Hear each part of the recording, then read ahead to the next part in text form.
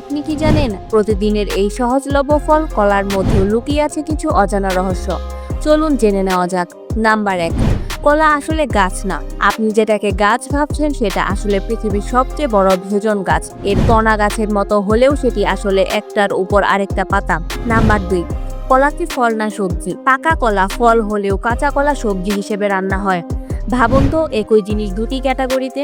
Number 3, কলা হচ্ছে প্রকৃতির হ্যাপি পিল। এতে আছে ট্রিপ্টোফ্যান, যা আমাদের ব্রেইনে সেরোটোনিন তৈরি করে। মানসিক চাপ, হতাশা। কলা খান, মন ভালো থাকবে। নাম্বার 4, কলা রেডিও অ্যাক্টিভ। হ্যাঁ, এতে আছে প্রাকৃতিক পটাশিয়াম 40, যা রেডিও অ্যাক্টিভ। তবে ভয়ের কিছু নেই, এর মাত্রা এতই কম যে এটি শরীরের জন্য বরং উপকারী। নাম্বার 5, মানুষের সঙ্গে কলার ডিএনএ এর মিল 50% প্লাস। এই কথা শুনে অনেকেই হেসে ফেলেন, কিন্তু বৈজ্ঞানিকভাবে প্রমাণিত। মানুষের ডিএনএ এর সাথে কলার মিল প্রায় 60%। ভালোই তো, আমরা অর্ধেক কলা। নাম্বার 6, কলার খোসা ফেলবেন না। খোসা দিয়ে জুতা পলিশ করুন, দাঁতের দাগ তুলুন, এমনকি ব্রণের দাগ হালকা করতে ব্যবহার করুন। একে বলে ফলের অলরাউন্ডার।